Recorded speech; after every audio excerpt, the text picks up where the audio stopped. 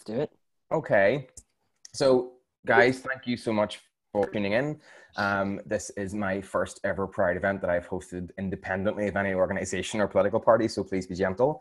My name is Stephen Donnan-Dalzell. I am a writer and human rights activist and all-around mouth, really. My pronouns are they, them. And yeah, so today we're going to be talking about where do we go next as a community after the hard-won battles of marriage equality and reproductive rights and justice. Hello, everyone. So, who is that? Sorry. So, yeah, if I'm going to introduce our panelists. So, first of all, I'm going to start with the lovely Councillor Malachai O'Hara. Mal, introduce yourself to us, would you please? Hi, everyone. My name is Malachai O'Hara. I didn't abbreviate or hyphenate when I became a civil partner, so I probably should be Malachai O'Hara McCartan, but we haven't got round to that yet. I'm the Deputy Leader of the Green Party in Northern Ireland. I'm a councillor for Castle District Electoral Area, which is in North Belfast, the self-styled Queen of the Castle. Sorry? I don't know what that was. Mal, sorry, keep going. I'll try and resolve that. Self-styled Queen of the Castle. I am the former Vice Chair of the Equal Marriage Campaign from 2012. Sorry, whoever keeps chiming in there, can you mute yourself? Sorry, just so Mal can finish what he's saying, please. Thank you. Former Vice Chair of the Equal Marriage Campaign. I worked at the Rainbow Project for 7.5 years, managing health services, and yeah, I'm a queer activist and working on other issues of social justice. Brilliant. Thank you very much, Mal.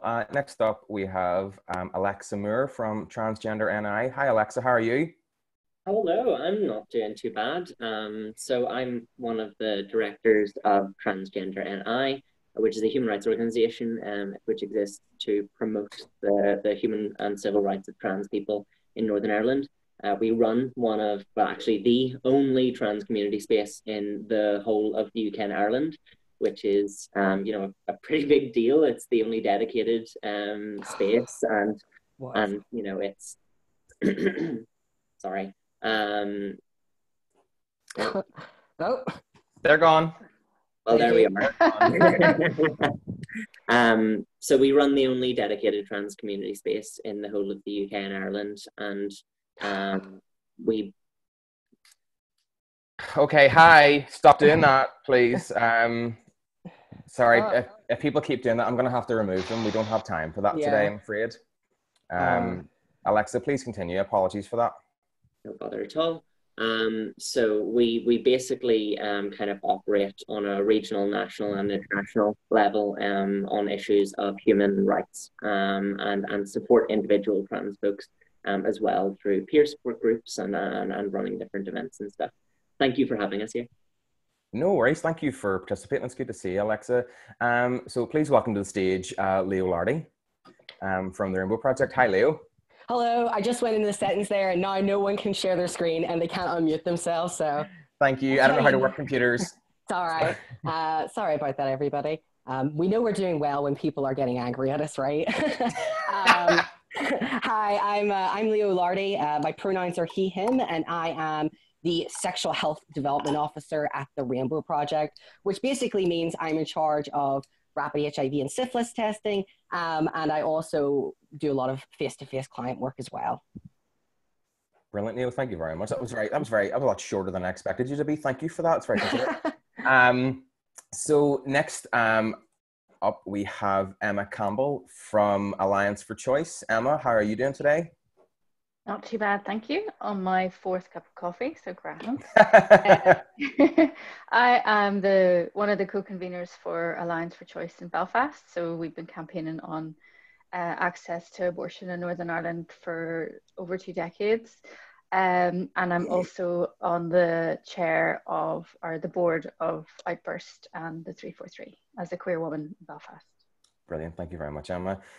Next up, we have Micky Murray from Alliance LGBT. Micky, hello. How are you today?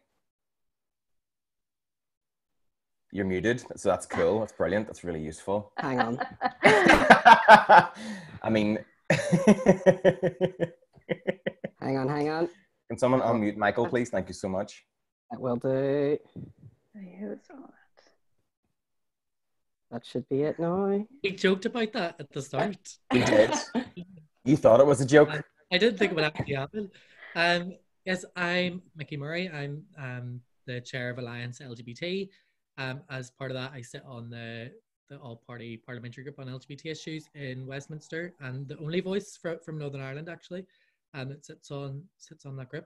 My pronouns are he, him, and happy Pride, everyone. Happy Pride. Happy Pride. Thank you very much, Micky. And last but not least, we have Emma Sheerin, MLA from Mid-Ulster. Please tell me I got that right. You did indeed. So I'm Emma Sheerin. I'm Sinn Féin MLA in Mid-Ulster, and I am the party's spokesperson on equalities in the Assembly. So obviously from a political party perspective, but I'm delighted to be joining today. I know I think our third choice. So nothing like making you feel valued. No problem. Listen, thank you so much for joining us, Emma. It's really appreciated. And it's great to have somebody who's in the Assembly and has that experience as well. It's welcome. So thank you very much, everybody. So just going to dive straight in to the questions here. So who is that? Someone get rid of that guy. Leo, get rid of that guy. Trin, doing it. I apologize, everybody, for what's going on here. We're being hijacked by homophobia. Yeah, somebody's obviously shared it with some sort of incel. Yeah. Like this is the reason for these sort of chats, because you already have like how many 5 minutes in, and we already have homophobic people in the comments about elected reps and the comments. Like this is why these issues are important. This is why things like Pride still have to go on. I've made the decision to lock the meeting, so anyone that gets removed can no longer add themselves back into the meeting. So some people might not be able to go to it, but we can always just record it and show it later on. That's no problem. Thank you, Leo. Again, I apologize for whatever's going on here. If everyone's comfortable enough, I'm just going to steam ahead because I think we've really had enough of these kind of guys trying to shut us down. So let's not let them do that. So, okay. So from a personal experience as well, I worked quite heavily in the marriage equality campaign. You all know the crack with what I did. So let's not talk about me. I want to know what you guys think about the campaign. What's your reflections on it now that we have marriage equality, and what do you think is next for the LGBT community, really? So yes, open to the floor, whoever wants to go. Mal, go ahead. Yeah, go ahead. Oh, here, it's Mal. No, he's muted as well. I don't understand. Keep him muted. It's okay. There we go. Today's really quiet instead of muting themselves. Yeah. Thanks, Leo. You're probably going to have to manage that throughout. I'm shocked the insults and whoever else has just decided to try and weigh into this to disrupt it. So more party us, and I think maybe us on the panel are quite resilient. But if anybody who's in the audience is participating, Aisling is here from the Rainbow Project, and she's the hate crime advocate. Yeah. And I'm sure Aisling will be paying close attention to what's going on, and also that the sector organisations are there for support if anybody is hurt or harmed by what's being said. So anyway, Stephen, I don't want to talk too much about marriage. I think we've still a couple of technical things to do to get it done in terms of civil marriage, religious marriage, and conversions. I'm looking forward to convert to a marriage, but I suppose I don't want to talk too much about it. I think, like, I was originally the vice chair when we had that public meeting back in 2012 when we first set up the group, before it then evolved into the wider campaigning group for love equality. And you know, I think sometimes it obscured a lot of the other issues. You know, so a lot of our energy was kind of sucked into that issue because it became so totemic. But, you know, we lost kind of sight of a lot of the other issues around whether it's trans health care, IVF, access for LGBT women, hate crime, bullying, education, all those other issues. You know, it kind of almost became like marriage was this symbolic issue whereby if you supported marriage, you were good on queer equality, and that was kind of all that was needed. When actually, the moment you dig onto the surface of that, there's a lot of other really complex issues that need to be addressed. So I suppose my hope is kind of threefold, that the things that we move forward as a you know, disparate community. So really, the sexual orientation strategy and an inclusive gender strategy are key. They are going to be the overarching frameworks to address the inequalities our communities still experience. The second one is we need money. We haven't had money since, well, we've never had money.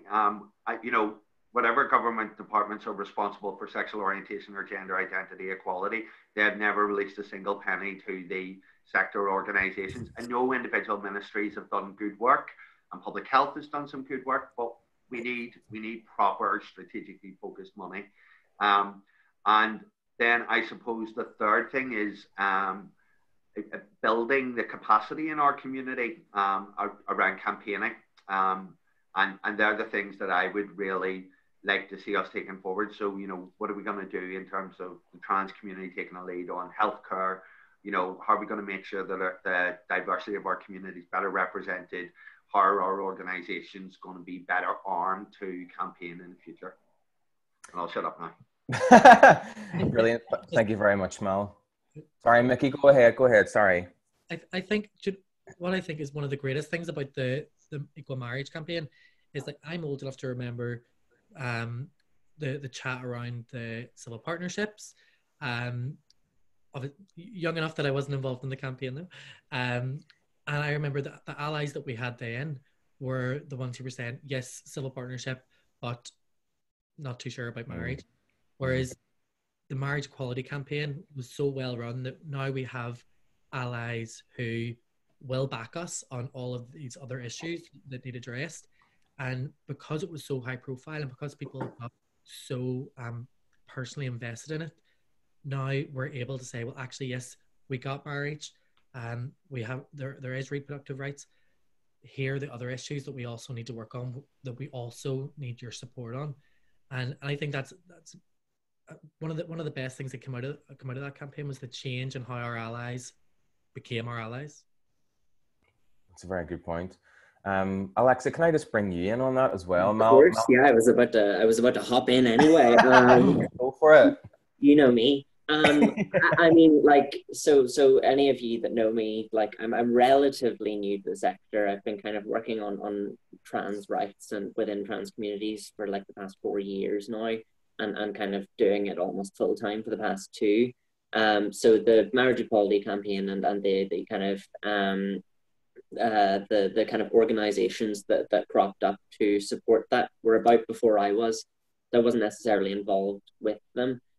One thing I did notice though was, and I think it's even kind of symptomatic in this discussion and in everything that has come before, is it's always a question of, okay, well, we're focusing on this now, but what comes next?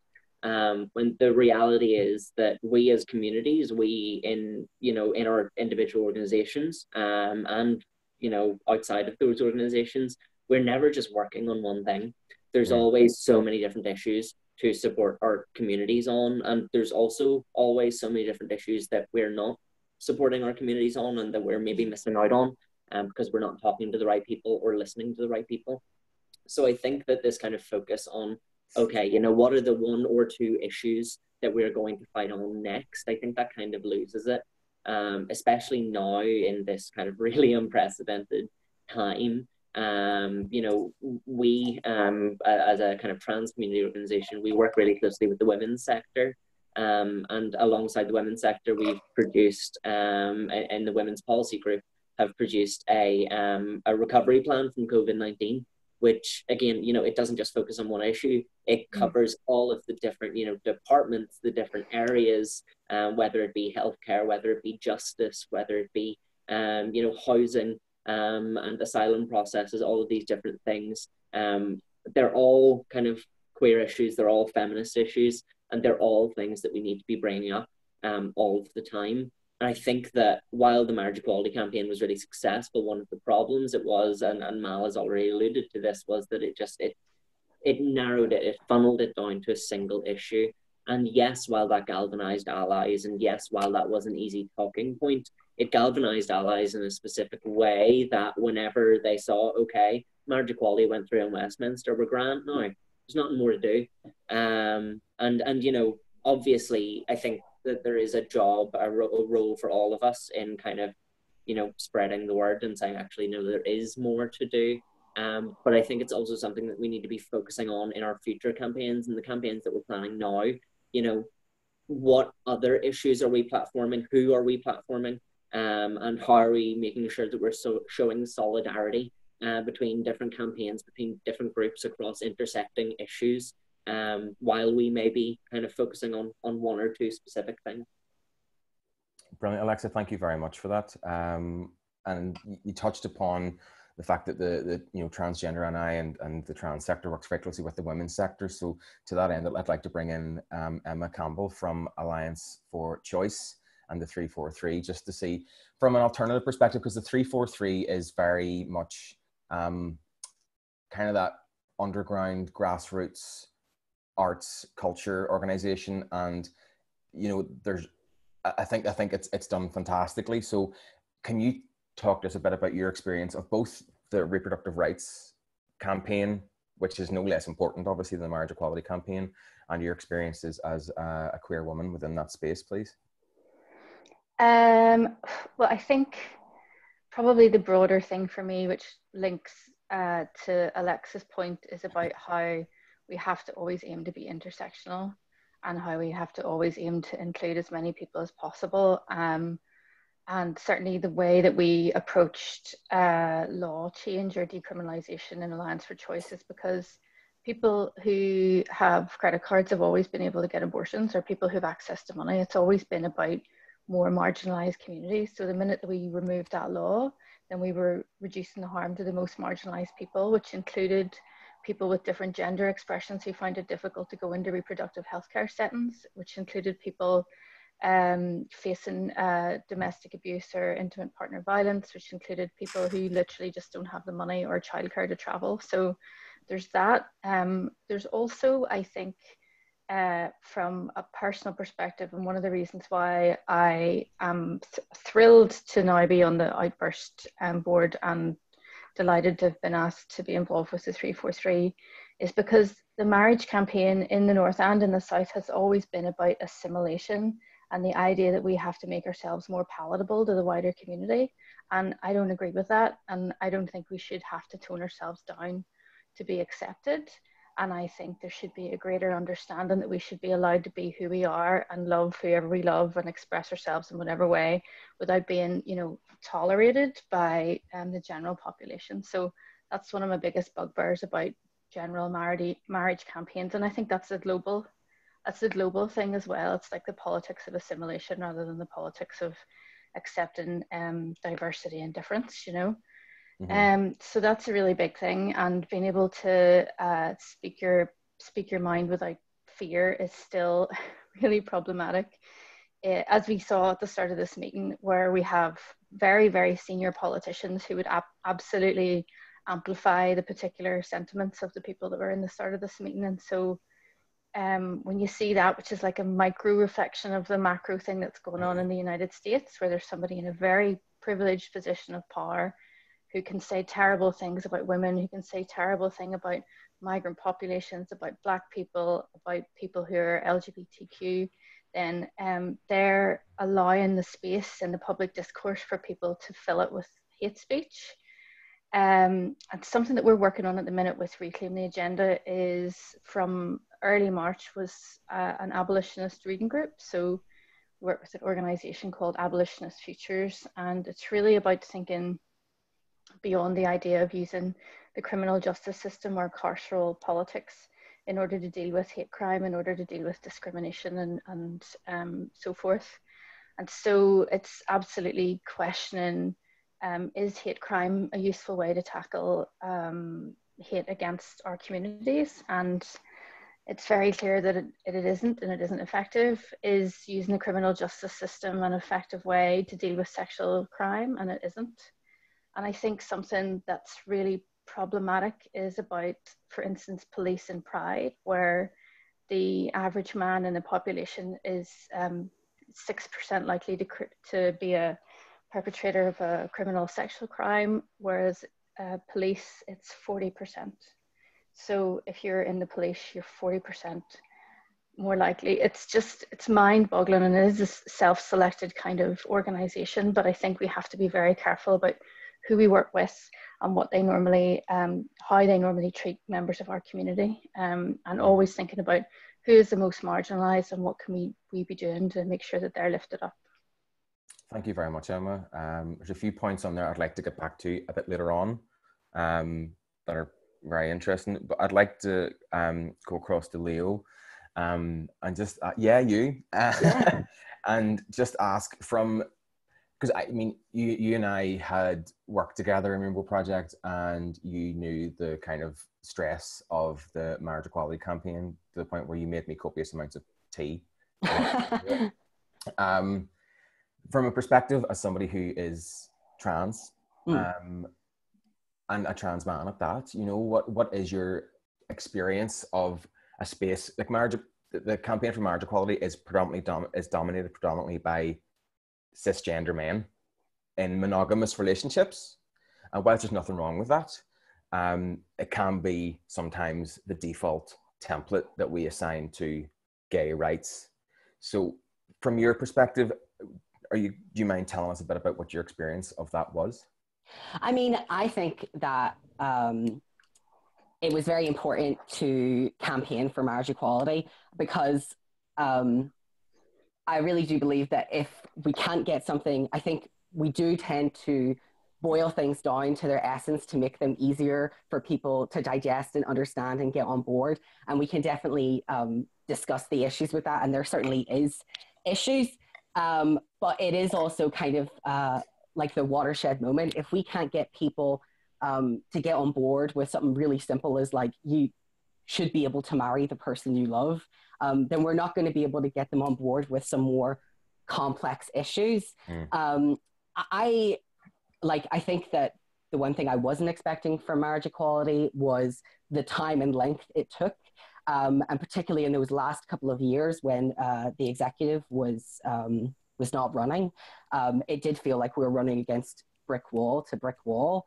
But as a trans man, I think that there was lots of things that people didn't consider about equal marriage.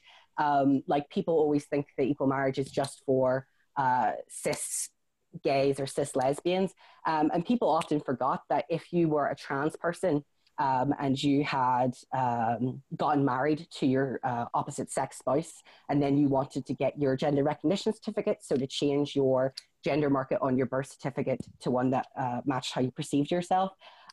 If you were a Northern Irish couple who were married, like a man and a woman, if you wanted to get your gender recognition certificate to say, actually, I'm a woman now, you would actually have to get a divorce because equal marriage was not available there. And that's something that people often forgot. And I don't necessarily blame them for forgetting, because it wasn't something that was really pushed really hard. But for me, equal marriage, it's a really good sign of things to come, because I think anybody that worked on the equal marriage campaign will talk about how emotionally draining it was, particularly hearing the same kind of concerns packaged as legitimate issues over and over again. And when I'm looking forward, particularly at trans healthcare, just because that's something that I have a personal investment in and something that's my experience, it does panic me slightly, because that's something that people feel like they can't understand. And that's not something that can be kind of boiled down to love is love. So what I've learned from the equal marriage campaign is, allies are incredibly important, but mostly the fact that we have to, as a community, support each other through this.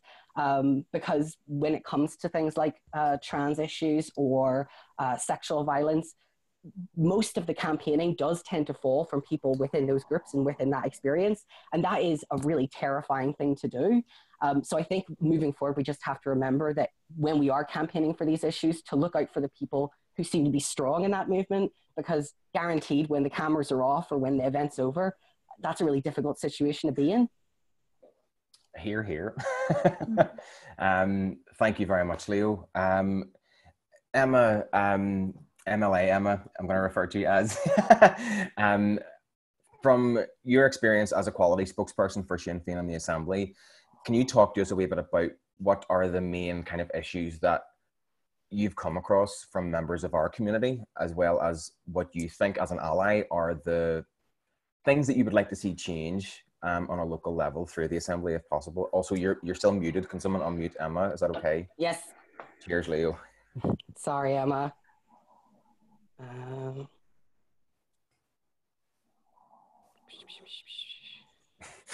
Sorry, technical issues.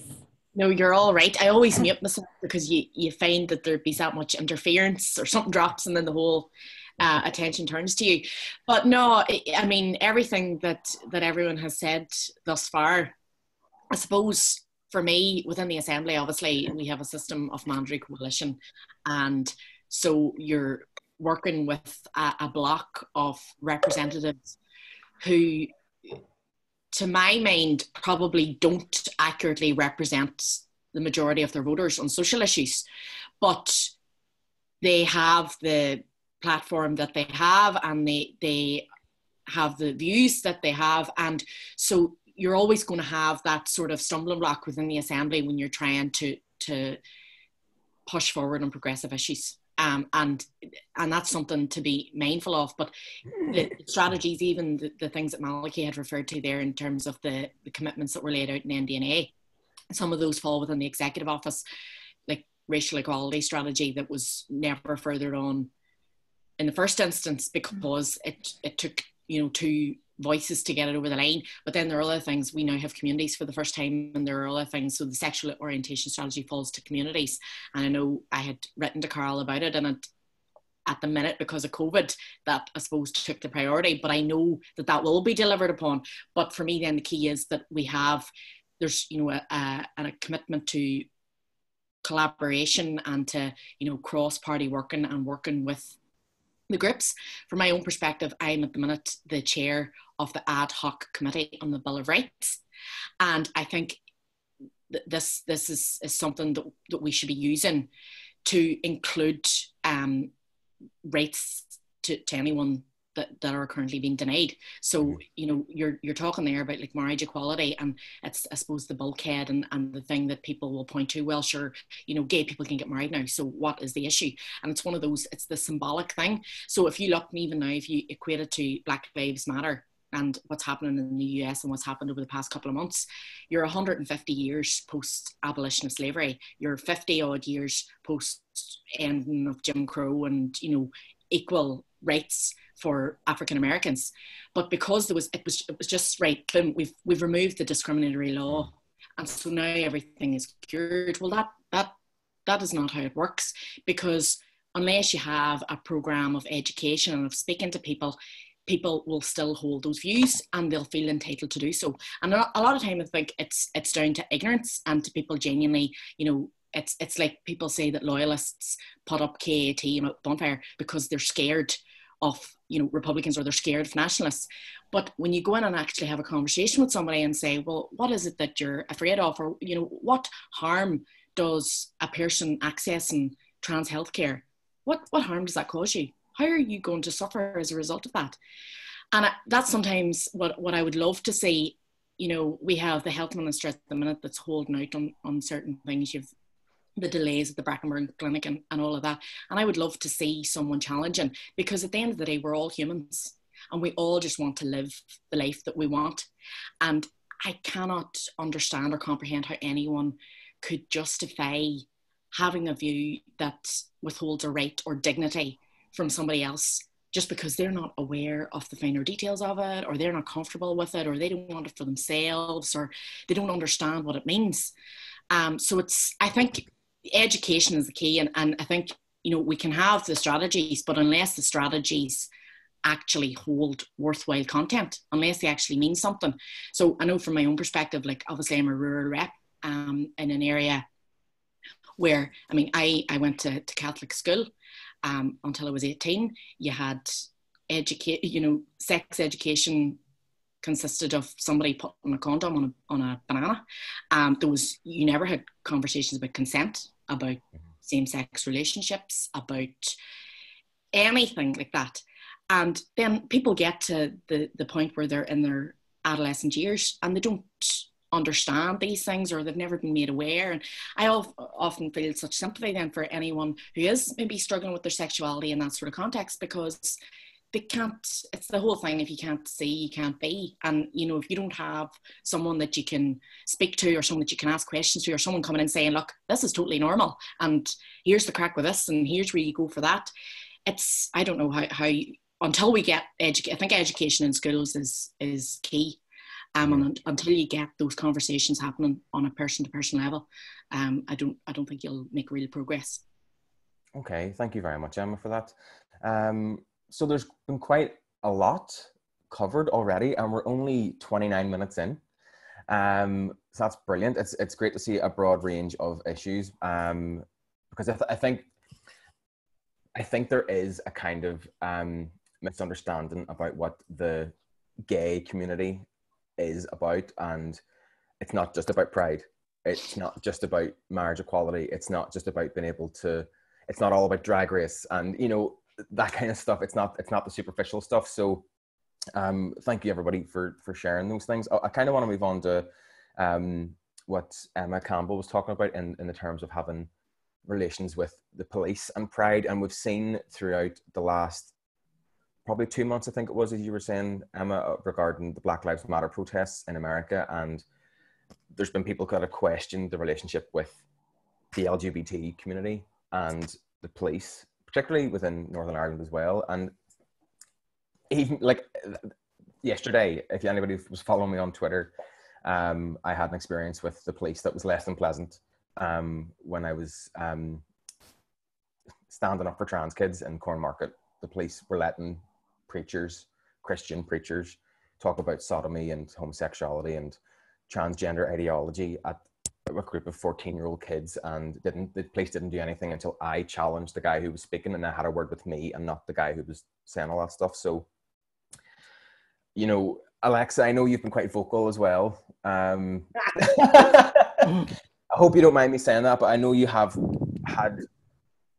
experiences with the police that other people like myself, who's male presenting, don't often understand and haven't experienced. And my experience yesterday was a microcosm of what a lot of those kids in Cornmarket have experienced for a long time. So if you don't mind, would you mind talking us through what you think the issues are there? Sure. I mean, like, well, so two years ago, I believe it was 2 years ago, the decision was made to allow the PSNI to march uniformed in the Belfast Pride Parade. As far as I'm aware, that year they were leading the parade, or at least quite close to the front. Yeah. So, you know, there were a lot of folks who were quite rightfully angry about that. There were a lot of people within my own community who have had negative experiences with the PSNI, who maybe, you know, even that year, who were censored and who were asked to remove their placards because they were calling out homophobia and transphobia and racism that has been institutionalized in the PSNI. And I think that this is, again, it's symptomatic of the wider problem of who is leading these organizations, who is leading these movements, who is at the table for these discussions. You know, this panel is all white, and the majority of our organizations are also all white. And so whenever you have that at the kind of board level of pretty much every single organization in the sector, things are missed, and things aren't considered, and issues aren't covered, and spaces are made unsafe.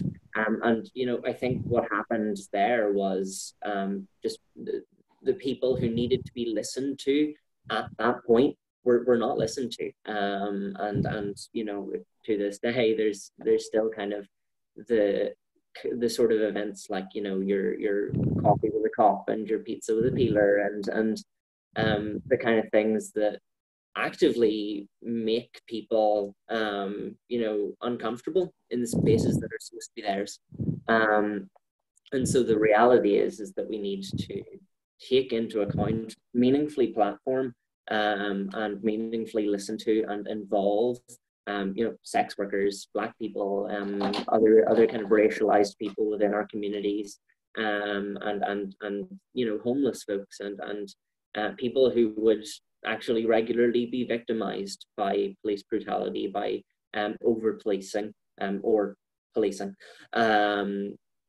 And I think that this is a conversation that won't happen until we start reevaluating who runs Pride, who is this for, who is it by, and you know, until there is that kind of transparency and that kind of meaningful community engagement, I don't see any of this changing. Apologies, apparently I've muted Stephen as well because I just hate that guy so much. We used to work together and here we go. You're back unmuted, Stephen, I believe. It's, with all due respect, I muted myself, which is not something I ever thought I was able to do, but there you go.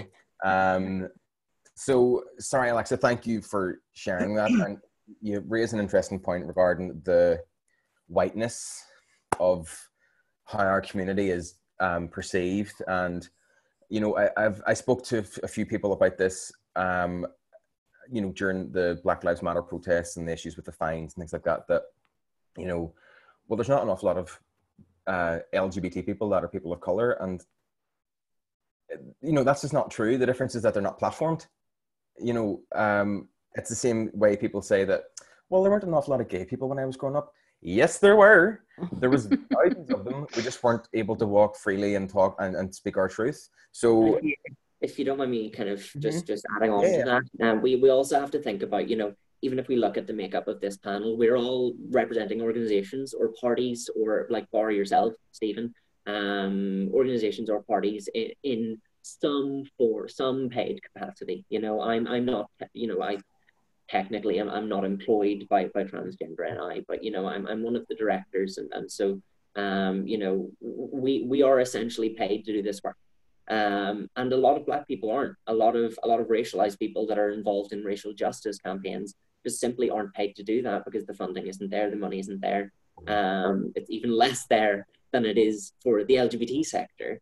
And so, you know, any efforts to kind of broaden the scope and kind of platform people who aren't usually platformed within our communities needs to be properly resourced, and it needs to be fit for purpose. And we need to remove the barriers to participation for folks. Brilliant, Alexa. Thank you very much. I want to touch on the point that you raised, Alexa, regarding who is Pride, and the issues around transparency with Pride. And when I say Pride, I mean the organisation Belfast Pride. I don't mean the theme of Pride. I wasn't necessarily talking about any specific Pride. I just mean in general and across the world, not just in Ireland. There are these kind of conflicts between these organizational kind of structures and the community at large. Do you think that's something that exists as well with here with Belfast Pride or Foyle Pride or Newry Pride? It's the same kind of issues that we face, or is there? Absolutely. I mean, you know, I think there's going to be these issues everywhere. I mean, the way that we've seen kind of prides in Ireland going with Dublin Pride and kind of the heavy commercialization of it. I think it's definitely an issue that we have to reckon with here. Yeah. Okay. Thank you, Alexa. Mal, if I can just come back to you as a city councillor, you have a unique insight into where the funding and planning for events and celebrations goes in the city. I'm not saying you're necessarily in charge of it, but touching on what Alexa said about the issues that Pride faces and the commercialization of it, that's something that I think all of us have seen in Belfast over the last couple of years. And personally, I don't have a massive issue with organisations being represented in Pride, but the money isn't coming with it. And I just want your thoughts on that as to how we as a community then try to kind of make it more grassroots and attract that investment, as well as the rainbowification of corporate organizations. Does that make sense? I just rambled there. Doesn't make any type of sense at all. Thank you. He's muted. Oh, would you all please stop muting yourself? I'm on my phone and it's really difficult to do it every time. There we go. Just be quiet. There you go. You're back, Mal. Yeah, thanks. I do want to say something about Alexa was saying about how we platform and, you know, and show the true representation of diversity in our community. So there's a minority ethnic development fund, and one of the critiques from the race and equality sector was that minority ethnic development fund is available for everyone, rather than ring fence specifically for organisations working on racial equality. And I think that was a wrong policy decision. And I hope that in any review that we'll actually see that changed, because then actually, I think it's about £1 million a year, you would actually see that money going into Black and minority ethnic community organisations, building their capacity, and then building up that leadership to allow people in their community to come forward. And I think that would be fantastic. So that would be one thing about that. In terms of, you know, Belfast, so I'm relatively new. I'm only there a year and a couple of months at City Council, and I'm still getting to grips with processes and people and systems. But there was one really good thing that came forward from City Council, is the cultural strategy and a significant investment into arts and festival organisations. Now, ideally, it would be more, and there's a role there for the Arts Council and the Department of Communities and that. But in terms of the Belfast ambition, you know, people come here, whether tourism, you know, but people come for our crack and our great culture and our heritage around arts. So, you know, and that's something that if we really want a vibrant, diverse city, that's something that we really need to strategically invest in. So it is public knowledge who those organisations are. I don't think the money's specific, but I'm delighted to say that OutBurst have been able to get some of that money, which is great. Belfast Pride haven't, unfortunately, and I'm not sure what the rationale for that is, but you know, other organisations have, and it's based on audience. So, you know, Fela have got a significant portion of money over the next 4 years, and I would love to see Belfast Pride access that, or some sort of Pride festival anyway in the city, access that type of money and get that structured support from City Council. The other thing that I'm working on, and it's a barrier, and Alexa, I know you flagged it with me at the community voluntary sector meeting for City Council a few weeks ago, and it's about, and this is a really technical point, it's about good relations and hate crime. So we have Section 75 duty of equality, which is across 9 grounds. We have a good relations duty within that, which is across 3 grounds, and that's race, political opinion, and community background. And then we have this kind of blurry bit in the middle, which is those communities that experience hate crime. So that includes the 3 that are in good relations, but then additionally, it includes disability, sexual orientation, and operationally gender identity. And I would love to see Belfast City Council expand its good relations funding pot to the hate crime categories. Now, in council, 3/4 of our money on good relations comes from the executive office, and then City Council top it up with another quarter. And it's around £730,000 per annum. But queer groups, disability groups, women's groups, trans groups cannot access that good relations money to build good relations unless they're doing that work across Catholic, Protestant, race, and community background. So I would, and it's an issue that needs to go back to the Assembly, is that actually they could make a decision that good relations is extended across the hate crime categories. And then in every council across the north, all 11 councils, queer groups, women's groups, disability groups would then be able to access that money. And that could be transformative. Mm-hmm. And so I have a motion, it'll come to council in September, which is advocating for this. We don't meet in August, we might meet. And Greens will be replicating that across the north. And I definitely know Alliance, I've heard people in Alliance start to talk about it as well. So I know there's a groundswell of change in that, but it will require that change at the Assembly and the executive level to actually give direction and say, yes, good relations money needs to be extended. Brilliant, Mal, thank you very much for that. What was I going to say? Sorry. Touched on arts and how, you know, there's funding for that. And Emma, if I can just speak to you regarding the 343 and the arts sector as a member of the board. You say board of OutBurst now? Mm-hmm. Yeah. I'm not a very creative person, so forgive me if I put my foot in it here, but what do you think in terms of how do you think the arts sector can push forward progressive change for our community? And I'm not just talking about, you know, like things like drag shows and that, they are a part of it, but the stuff that we don't often see.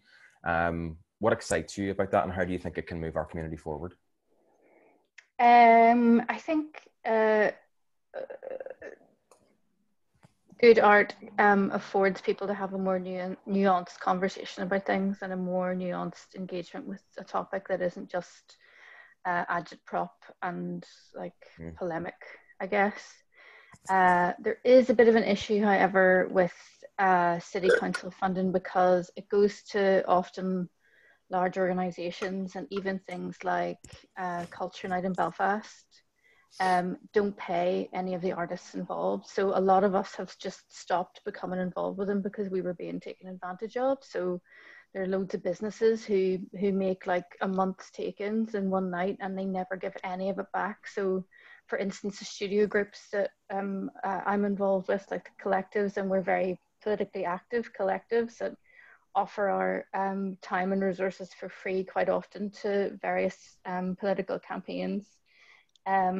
We are all in rundown buildings. Quite a few of us have had buildings shut up on them, like Platform and Flax have had to move a few times. So, but I do think that's an issue, a historical issue. I'm not talking about the current communities, Minister for Communities, but previous, who never saw the value of art and never saw the value of cultural engagement that went beyond, I hate to do this, but culture, in inverted commas, like changing orange, and I can say this because I'm from a Protestant background, but changed orange parades into a semblance of some sort of culture, because anyway, I think it was really disingenuous of the previous ministers for communities to fund things that aren't really genuinely cultural, in light of the really good work that's happening from organisations like OutBurst supporting them, from spaces like 343 that didn't get any council support or any arts council support to start. That was all started despite of a lack of funding. So I think an awful lot of arts organisations and artists that are doing really interesting political work are here despite a lack of funding, and rather than because of support within the community or support. And a lot of creative people communicate in that way because that's the only way they know how to communicate, or because their voices are marginalised in other mainstream spaces. So that's the only way that they can say what they feel or talk about the issues that are directly affecting them. And I think, I think funding is really important, and I think what Mal's talking about is really key. And when we see the push from the US and beyond for defunding the police, I think what's really important about that is the money then goes into education, so that the police aren't there to just pick up something after it's already happened, to fix up a mess after it's already occurred, to solve a crime after there's already been harm perpetrated, and instead prevent the harm happening in the first place through education, through money into social ventures, through making sure that all schools have that consent, the consent education that we're talking about, but not just that, sexual violence education, all sorts of stuff that needs to be going on.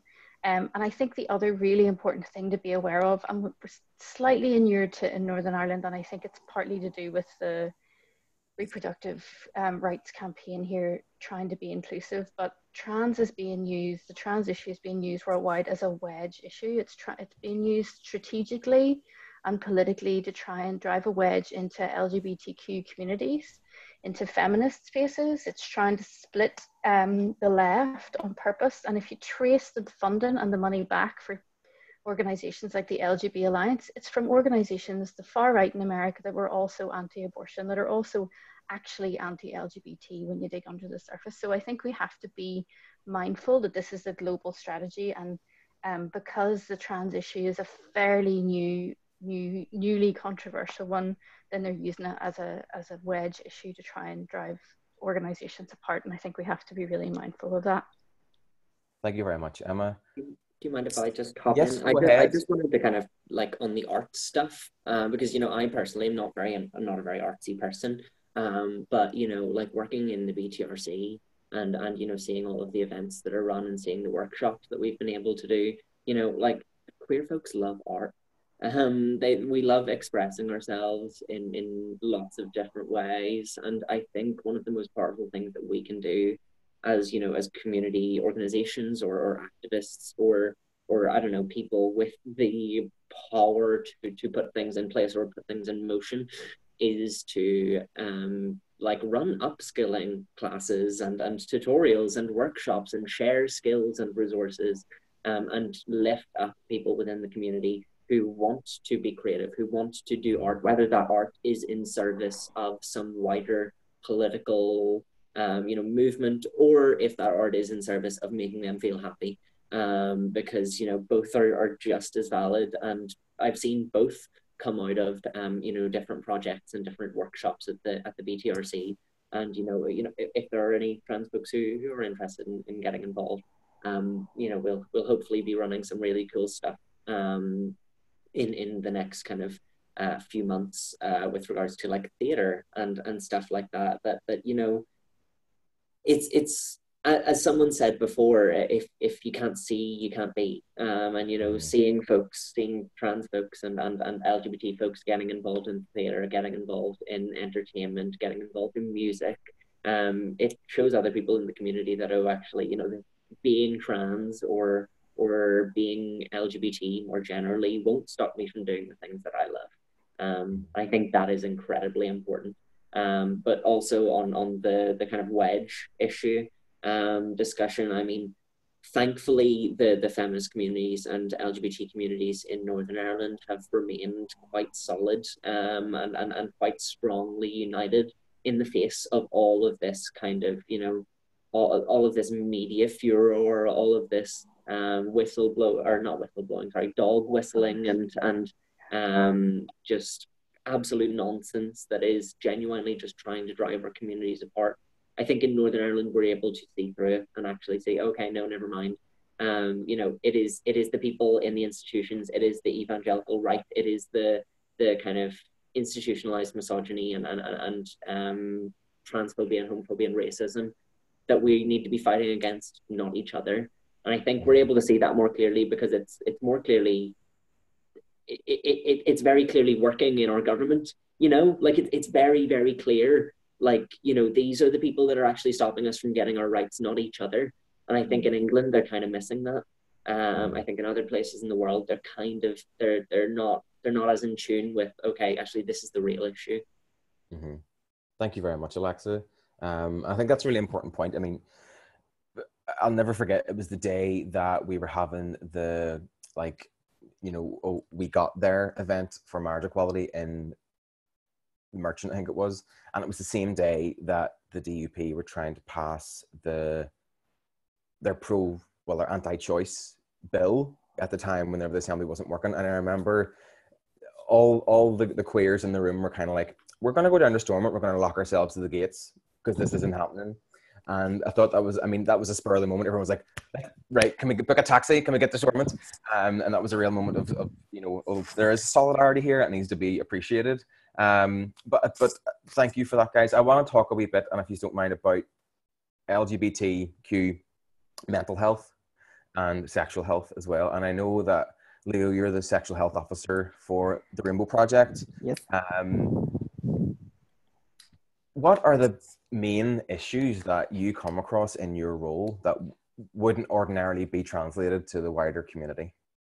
Well, I think it's something that I think Emma touched on earlier, and it's also something that people have brought up in the chat. Thank you for people in the chat. Comprehensive LGBT inclusive sex ed would solve a lot of issues across the board, particularly in relation to sexual violence, certainly.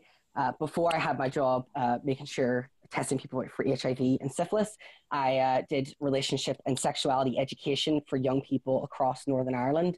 And that was for all types of youth groups and community centres. But the idea was that it was LGBT inclusive. And you would be often when you're talking to adults about sexual health and especially sex ed for young people, there's this real clutching of the pearls fear that we're, I suppose, corrupting the youth.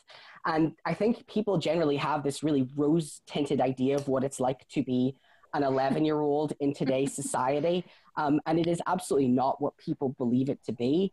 And I think that sex education, it's not just about consent, STIs, although that is obviously a huge part of it. It is also this idea that bodies come in all different types and shapes and sizes. And that's not just like fat acceptance or disability acceptance, but as well this kind of spectrum of gender identity and how, you know, someone can be a cisgender man and wear makeup and be feminine and still consider themselves a man and still be a man. Same thing can be said for a trans man, can still be feminine. And I think that that is probably something that would make the lives of many LGBT people better, because I'm sure everyone in this panel and probably everybody in this chat today has a story about being taught sex ed and being completely skipped over and not having any idea on how to have safe sex, despite the fact that gay and bisexual men are still more likely than cis and heterosexual men to get an STI. In terms of mental health, something that we see at Rainbow Project increasingly over the last couple of years is trans healthcare being ill-suited for purpose, and that causing massive mental health crises, both in young people and adults. The Gender Identity Clinic, where you must go for psychiatric assessment to get approved for hormones or transitional surgeries, has not taken a new client in some years now. There have people been on the waiting list at the same point they've been in when they entered for a couple of years now. It's very much similar in how we exported our issues across the pond for abortion. So now for trans people, we are having to go to private practices in the UK to get our diagnosis, which is not cheap. We're also having to go to Poland, to Spain to get surgeries. And that's great. That's great that that option is available for people who can afford it. But there are so many people in our community who absolutely cannot afford it. And nobody seems to understand the impact that that has on a trans person long term. Being transgender and having gender dysphoria is not something that you can mindfulness away. It's not something you can meditate away. It's not something you can yoga away. There is a treatment that cures it, as far as I'm concerned, and we are denying people that treatment for 5 to 10 years. And at the Rainbow Project, we're constantly seeing ourselves as a stopgap for services. Many times we're getting trans people through the door and they are suicidal, they are self-harming, they are incredibly anxious and are just really struggling to enjoy and live their life. And we know that the issue is not how they feel about themselves. Their issue is not how other people see them. It's the fact that they know that they will be waiting up to a decade to get what they want and what they need to feel comfortable and to succeed in society. And I think it's really interesting that often when we're talking about trans issues, there's this real worry that, you know, trans people are pushing trans people, we're pushing cis people to be trans, and that they're really concerned about the mental health of someone who may not be trans being forced to transition because they don't fit into society's conceptions of what a man or woman is like. But yet we have literally thousands of trans people in Northern Ireland who are every day struggling with the concept of, should I stay alive? And that doesn't concern people. And that's really upsetting to me. I think that for our community and some of the most vulnerable people in our community, which is trans people, we need to be pushing for better trans healthcare. We need to stop pathologizing trans people and asking them to have a mental illness, aka gender dysphoria, to be seen as trans, but also you can't get treatment until you're mentally well. So it's a bit of a catch-22 of you have to be this mentally ill to get in, but not too ill, or else you won't get your treatment. Leo, thank you very much for sharing that.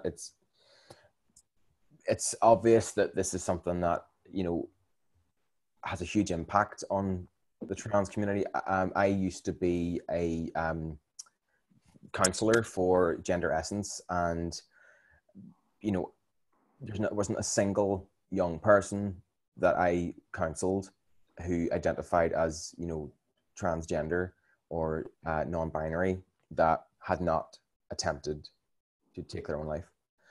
And that stopgap that Rainbow Project and Gender and Transgender NI are providing for young trans people is, sorry, I'm trying not to get emotional here, but it's a literal lifesaver. For me personally, I'm not trans, I'm not cis either, but if it hadn't been for the Rainbow Project at a very vulnerable point in my life, I don't think I'd be here today, the glorious queer you see before you. So I want to say thank you to yourself, Leo and Alexa, and for the services that you guys provide, because you are saving lives. So right on. Yes, sorry, go ahead, Alexa, go ahead, please. I just wanted to provide a bit of clarity on, like, you know, what we're doing on the trans healthcare stuff, and also on what the situation is currently, because, you know, Leo made some really important points, all of which, like, you know, we always worry that we're going to say the same thing at these kind of events, because, you know, we're fighting on some of the same issues. So the Brackenburn Clinic, which is the Ill-Breeding's Gender Identity Service, hasn't taken a new patient in about 2.5 years now. So we estimate it was around between January and March 2018 when they stopped accepting new patients. Now, for about 2 years after that, we were shouting at them, we were trying to get meetings with them, blah, blah, blah. They didn't do anything. There was no review set up. There was no work done. They just kind of let it deteriorate within the Department of Health. Now, this is obviously over the time when there was no government. So, you know, it's, we need a minister to sign off on this, blah, blah, blah, blah. Eventually, we got a review set up through, like, persistent and consistent meetings with directors of kind of, you know, high-level civil servants and people who aren't elected, but do have a whole lot of power over our lives. We eventually got a review set up. That review did a grand total of two listening events, one in Belfast and one in Derry, to listen to trans communities on what they wanted to see from these services. I wasn't able to make either of them as I was ill, but basically following that, they brought 2 service user inputs onto this kind of review board to help kind of represent the trans community's views on this board. Neither of those 2 are from any of the organizations that you see here represented today. Transgender NI isn't up there. The Rainbow Project isn't working on this. Cllr Friend isn't working on this. You know, some of the biggest LGBT organizations in Northern Ireland were just being shut out of the conversation on trans healthcare because they know that we will challenge them when they're doing stuff that isn't in line with best practice or isn't in line with human rights.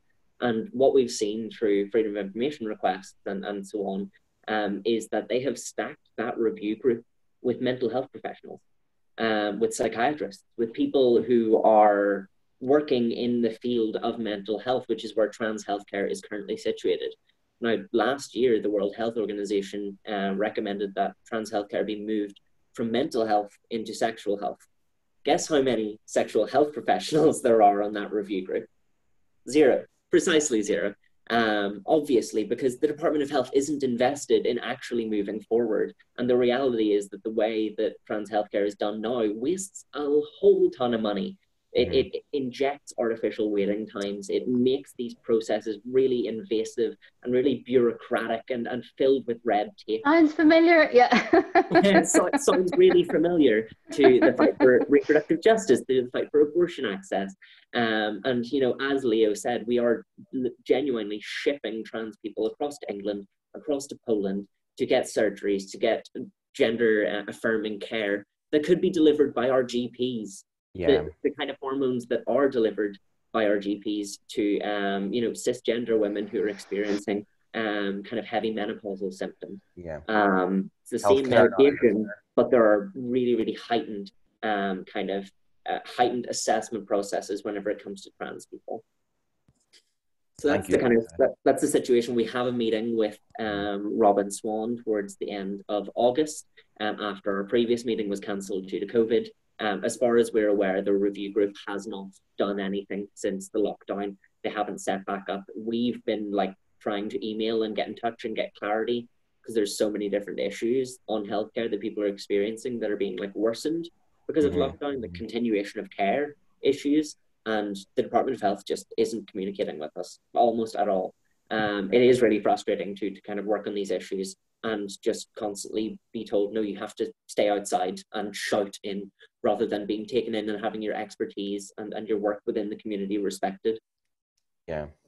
Alexa, thank you very much. And thank you for updating us on the work that you guys are doing. I think it's very important. I think there's an awful lot of misconceptions about what the sector organizations are actually trying to achieve, which is kind of why we're having this event.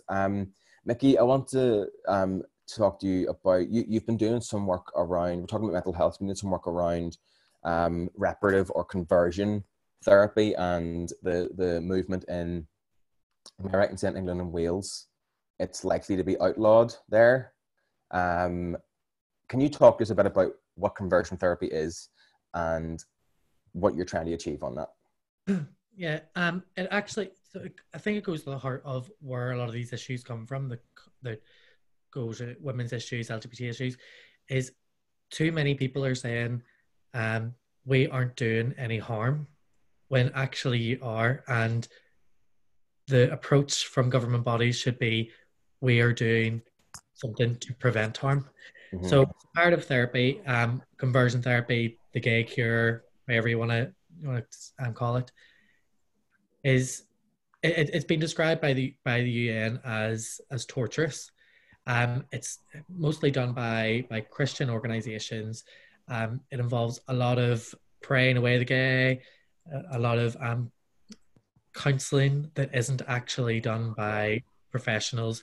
There's no major counselling body in the UK or even the US that stand up and say that this therapy is okay. And huge numbers of people who go through a part of therapy who then try to take their own lives and self-harm, and they're left with really quite severe mental health issues. I think it's something like 70% of people who have been through it have tried to kill themselves. It's happening. Like I've been going on to the Department of Health about this for years. So when we didn't have a government, Richard Bengali, who's the permanent secretary, was very much like, no, that this needs to be passed through the executive. And it was the UK government wrote this in their LGBT action plan in 2018 that they were going to ban this, but they have not taken any steps forward since that. So the permanent secretary was saying, no, this requires an executive to sign off on this. We can't change it. The executive was formed. I went to Robin Swan. I've never had a response directly from Robin Swan. It's always been other people, and actually the person that wrote back to me recently, on Wednesday, I think, was part of his mental health department. So it's always been, no, needs an executive. In May, when I heard back from them, it was, we have no current plans to legislate for a ban, but we don't fund any conversion therapy. And that's it. People are saying, oh, but we're not doing anything to make this issue worse. Well, actually, the bare minimum we should expect from our government is that you don't fund people to make us want to kill ourselves. Yeah, silence is violence. Oh yeah, so they need to move to a stage of what are we doing to prevent harm, rather than we're not doing anything harmful. Yeah. So my recent response, which was on Wednesday, I think, from the Department of Health, was, oh, due to COVID, we haven't been able to do anything. But you wrote to me in May. COVID wasn't mentioned in May. It's now being used as something as an excuse to hold things back on many different issues. And also, at the bottom of the letter, they said that they weren't sure if it was an issue for the health minister or for the executive. And the health minister sits on that executive. It's the first time since maybe about 2016, 2017, that anyone from the Department of Health has said to me, oh, we don't actually know if this is our issue. I mean, that's pretty shocking. I'm going to pivot and segue very nicely to Emma, who's our Assembly representative today, on the panel, to ask, what is the scope then? I know Sinn Féin doesn't have the health ministry at the minute. I say at the minute because things can always change. But what is the scope, even through the Department of Communities, or what do you think that can be achieved through the Assembly? Because I know there hasn't. I mean, it's a fact that there hasn't been any pro-LGBTQ legislation passed by the Assembly since its inception in 1998. Go ahead, Mal. Sorry, you're looking at me very disconcertingly there, so I've probably said something wrong. A legislative consent motion for the historic convictions of gay men and the blood ban. That's a very good point, actually. Yes. So sorry. they're the two, but everything else is either come through the courts or UK-wide legislation. So two very modest pieces. But I think, the challenge is that in this term, the Assembly needs to deliver for our community, no qualms. And we really hope to see progress. Yeah. Obviously, Emma, that doesn't all fall on your shoulders. But as an MLA, is there an appetite that you feel in the executive for legislative change to outlaw things like conversion/reparative therapy, and appetite for delivering on, better access to trans healthcare? Sorry, go ahead. No, so just like what Malachy's just touched on, I know that was one of Michelle's proudest achievements. It was I think the first thing that she did when she had the health ministry. But I suppose what you're saying there, and I've written to Robin Swan about conversion therapy as well. I've written to him about the Brackenburn Clinic. Wrote to him about the abortion legislation and provision of services. Have yet to receive an answer on that. And I suppose what you're referring to there, and like a lack of action on these issues, it falls to the fact that we are in an assembly where we have a system of mandatory coalition, where we have to have representation. And when you have people who are opposed to these things, because we can't do anything without majority consent, it's going to pose problems. But I think you're seeing there have been several motions passed in the past 6 months of the new reformed assembly that wouldn't have been imaginable over the past number of years, because you have lost the unionist political majority is gone.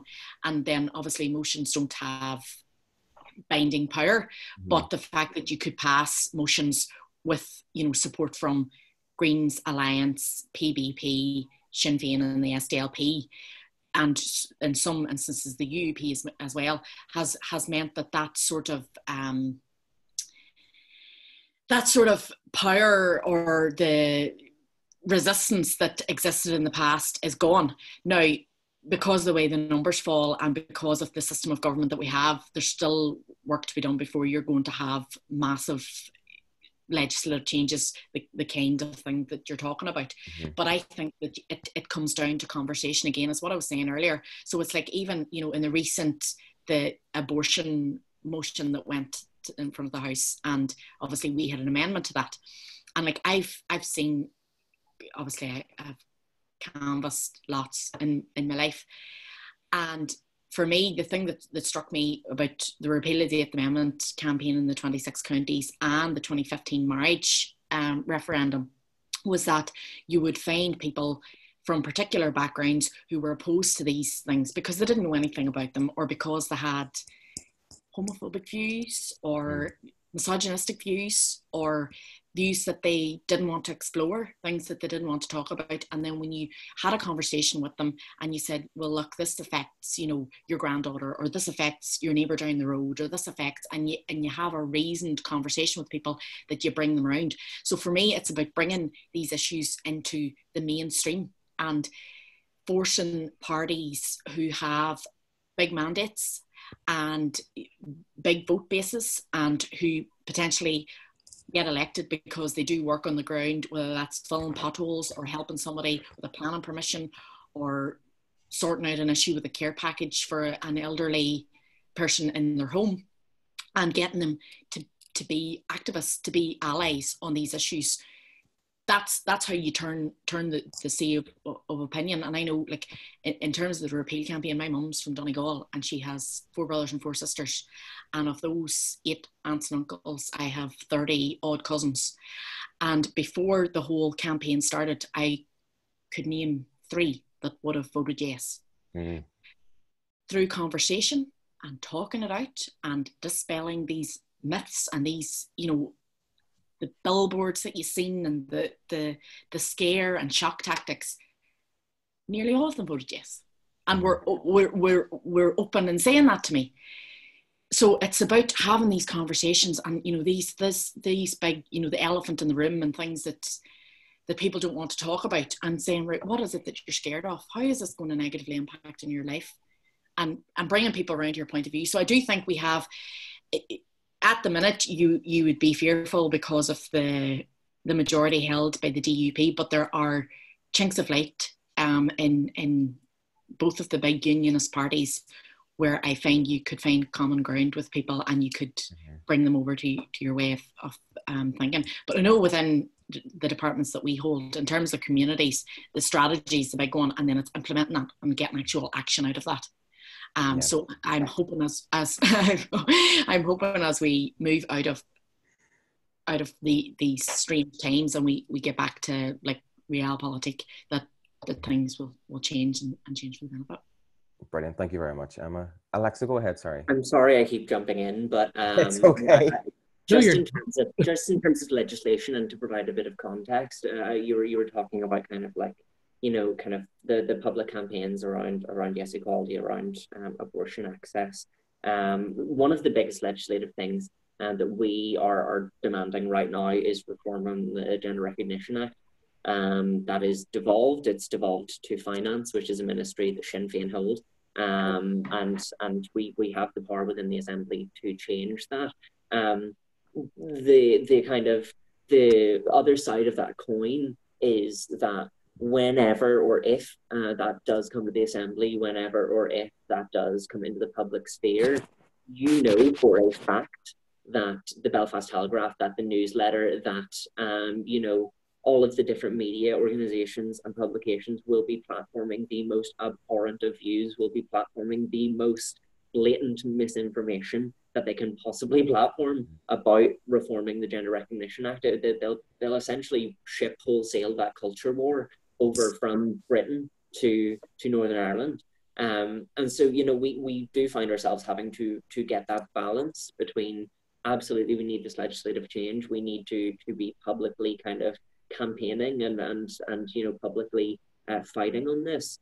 But also we need to recognize that public work on this and public action on this has significant implications for our communities on the ground, for 15, 16-year-olds who are still living with their parents, who are having to put up with their parents hearing and reading all of this misinformation and essentially propaganda against trans communities.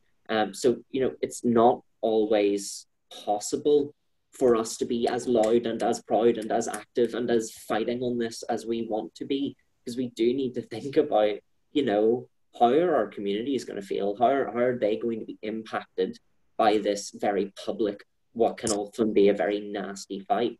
And that's why we need, I think, you know, the bigger political parties and the folks with the political capital to expend that political capital on doing that work with us and for us, on helping get it through in ways that won't endanger our communities, and kind of, you know, committing to like working productively to make sure that this doesn't turn into a really nasty, hateful thing that really does have that massively negative impact on our community. Yeah, and that's an excellent point. Sorry, Emma, go ahead, please. No, I was just going to say, because obviously we support the self-declaration model and are in support of removing the restrictions that currently exist. And I know the 26 counties are a bit ahead of us here, and Fintan Warfield had tabled a bill on this, and, you know, would go even further, and we have quite a bit of catching up to do from the north. But I suppose what you're saying there is key, because it's about challenging that scaremongering, and it's very difficult for someone to uphold those views or to maintain that sort of hatred. And so you see, even at the start of this chat, and people hiding behind anonymous profiles, you know, can come out with this rubbish. But when you've got somebody one-on-one, it's much easier to have a reasonable conversation. The problem is that it's difficult to do that for the entire population. And suppose from our perspective, obviously, as a well-organised political activism movement, who, you know, we're experienced and on the ground canvassing, that's something that we need to be doing. And I suppose we do it, but you canvass people and you ask them to speak about their issues, and sometimes you don't consider, you know, bringing up the conversations or the topics that they might not be comfortable with. And that's a challenge for us all. And I know on the issue of abortion, it's something that I've had very many long and protracted arguments on, and you'll find that some people you walk away from and they'll have a different perspective, and there are other people who, I mean, I got into a car after an hour on a doorstep last year in tears, and that happens because, you know, people will be nasty, and that just occurs. But it's about taking that on and having the real conversations and getting down to what the issue is, because when you kick out the fear, sometimes there isn't an issue at all.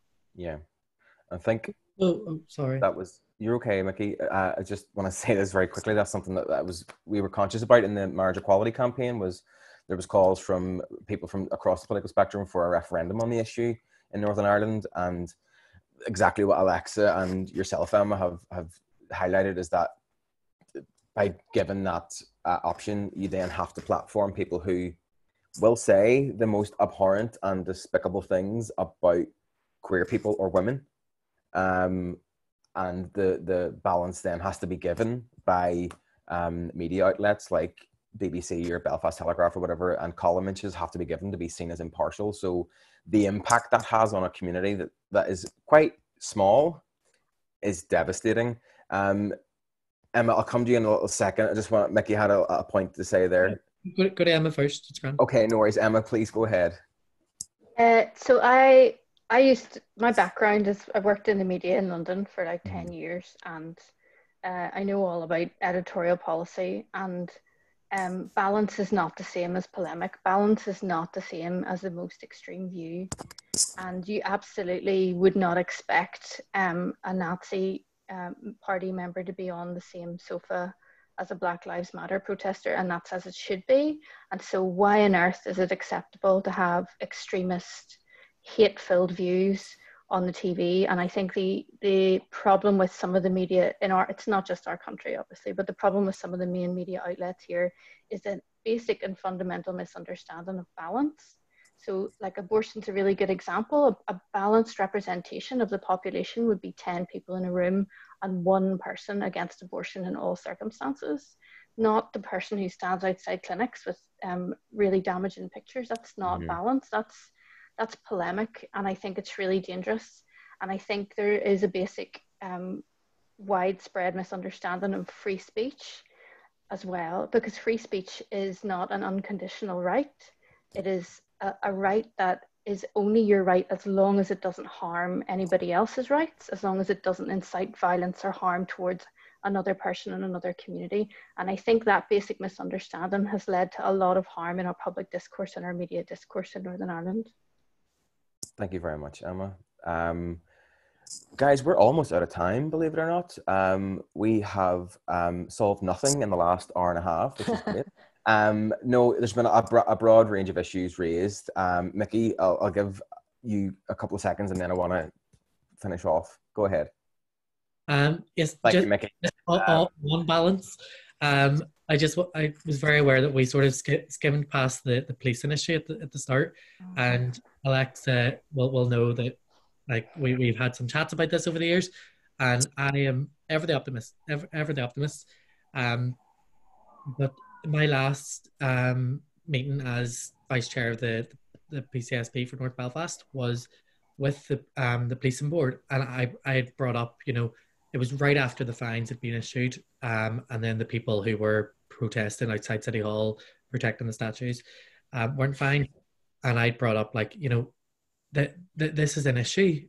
Like, if you can't see that you have went and fined these people who are protesting against police brutality in a well organized way, but then you're not finding these people who have just sort of showed up. There's been no organization, no safety methods put in place. If you've someone like me who has been fairly supportive of police involvement in things like Pride, then saying to the police, well, actually, you're messing up on this, then there is a lack of leadership there, and that needs to be questioned within those organizations, because if they're not going forward, they're just going backwards. Correct.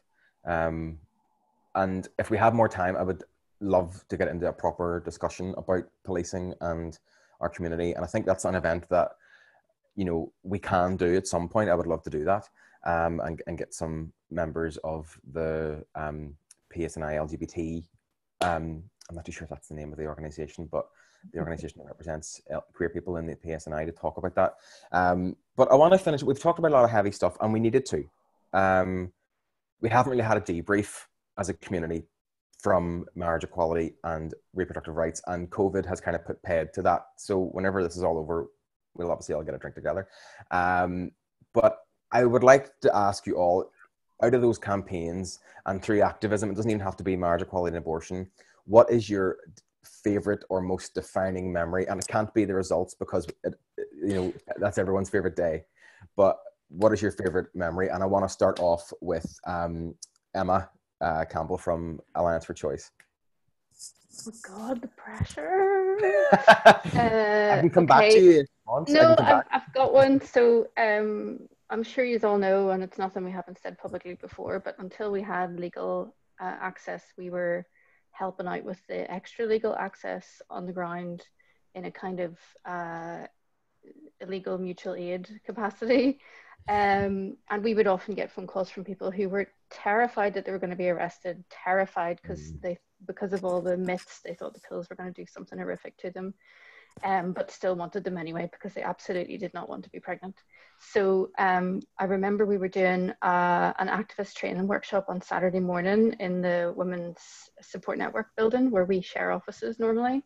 And I got a phone call from somebody, so ran out to take it. And she was asking for help for a friend. I was giving her all the information, telling her what to do. And she said at the end, you know, my friend helped me out last year and we were so frightened.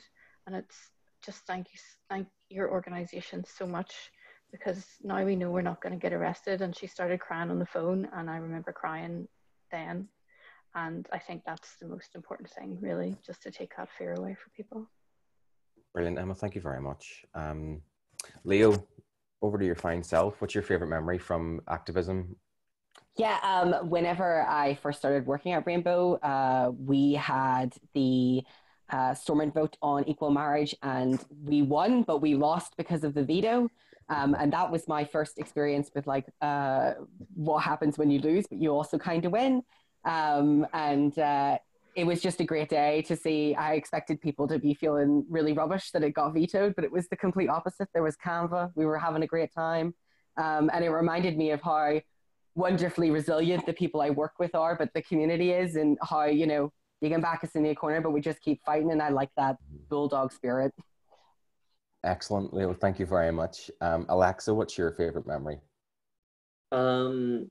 I grew up in kind of between Newry and Dundalk. So in my latter teenage years, I was living in Dundalk. So I was kind of involved more so in the repeal campaign. But I was living there whenever the Yes Equality campaign was happening. My dad wouldn't let me kind of go canvassing or anything because I was 15 at the time, and he was like, absolutely not, no, that you're too young. But I did go out for one of the. It was a big kind of concert, in the city centre, well, in the town centre of Dundalk, and it was just like I was on a stall with my friend Sorka, and just seeing so many different people from so many different walks of life, so many different ages and backgrounds, just coming up and be like, yeah, give me a sticker, yeah, this is class. I'm so glad that you are out here and doing this. It was just like there were so many just wonderful queers from Dundalk that were out that day, and we were just celebrating each other and having fun and making music and like whatever about all of the campaigning and the fighting, and that was really, really hard. But I think times like that where you can just come together and have that shared experience are some of the most important and the most impactful of any campaign, of any movement. Yeah, Alexa, thank you very much for sharing that. Emma Sheerin, tell us your favorite memory from political activism or the movements that we were talking about.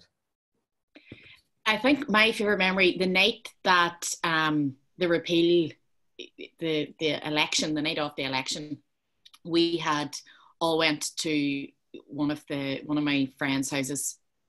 I'll not name her, but there was a group of about 12 of us who had been like in Ogrish and Fein or around that age, and as we were getting like the early poll results in, and we'd had dinner and a couple of drinks and all the rest of it, and someone put on Heartbreak by Emmett Kirwan. I don't know if any of you know, it's like he's a spoken poet.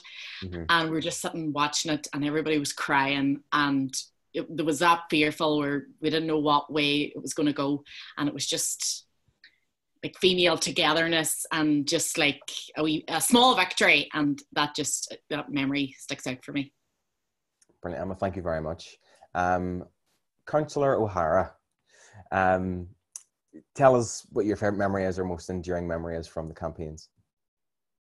I'll give you quickly one of each. So the one for repeal was actually canvassing in rural Monaghan. And like tallying at the end of the day and thinking, this is 50-50. Mm-hmm. This is somewhere we should lose. And that feeling of daring to hope. And it was great, Alliance for Choice and had organised busloads of us to come down. There were so many of us came from the north for that particular day, and there was a handful of other sessions. But just that, if you're nearly winning the argument in rural small town Ireland, you started to get cautiously optimistic. So yeah. that was that one. In terms of marriage, was actually a personal one. Michael and I did the first sham wedding on the steps of the Merchant. That's right. Yeah. So, and actually, so we did that in September Culture Night 2015. We did it twice. So I've technically been married 3 times now. So but call me Zsa Zsa O'Hara, So, so we got married twice, and like the emotion from the crowd, from people there, that for me, that just really crystallized, because before that, 2012, we didn't have majority public opinion support on this issue, but there was incremental change. And I think it was around 14, 15 that it shifted, maybe after the success in the South. And just for us to see that support from the crowd, hundreds of people, people really being warm about it, really supportive, fantastic. We ended up, we had a really kind of healthy month of October, and we went to Edinburgh at the end, and we got engaged, and we came back, and on the Monday was the vote in the Assembly, which was that symbolic victory. We won the majority despite the veto. So that was the one for me. Steps of the Merchant. Getting fake married twice. Brilliant, Mal. Thank you very much. Micky, what's your favourite memories from the campaigns? I also have two. One of them is very similar to Mal's, which is being down in Dundalk, and people, they got Alexa. People actually shouting at us to get away from their door because they were so in favour and we needed to go and convince their neighbours. Never experienced Brilliant. something before. Yeah. The equal marriage, you know, there was more discussion, you know, but people were actually shouting at us to get away from the door. Like, oh goodness, and they were like, "We're voting yes, like go talk to someone else." And the evening of the 21st of October last year, was it the 21st? Yes. Yeah. And just sitting with a couple of friends, and I can't even remember who said it, but someone just turned around and was like that's it. Like we've won. Like we've although there are no issues with the civil marriage converting and stuff, but it was just that moment of, oh my goodness, like this thing that we've been fighting for so long is now we've got it. We've got it. We've got a couple of months for the legislation, but we've got it, and we can now start focusing like all this energy, all these other issues that have been flying under the radar. Thank you very much, Micky. What were yours? I have one from each campaign.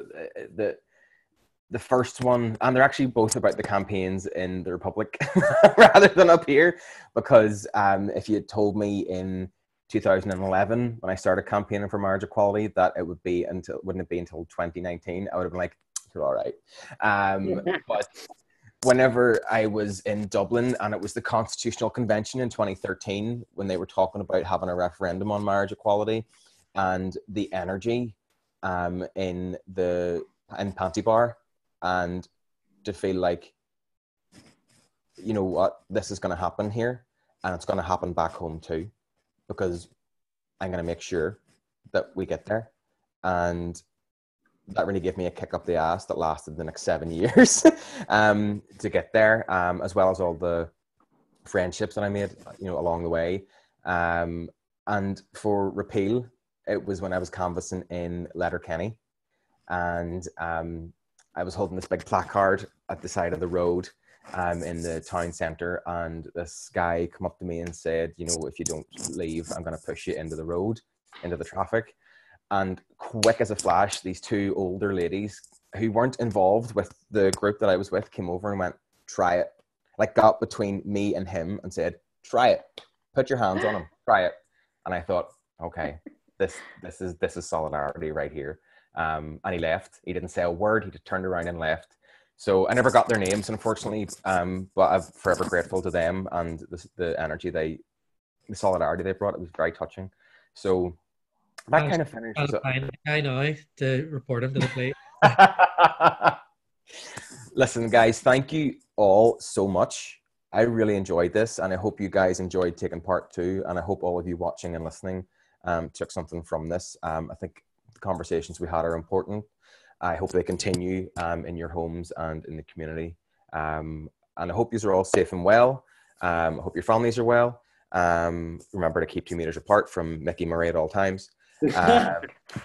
And happy Pride, everybody. It's going to be different, but it's by no means any less important. So thank you so much. Thank you all. Thanks for having us. Bye. Bye-bye. Bye-bye. I love.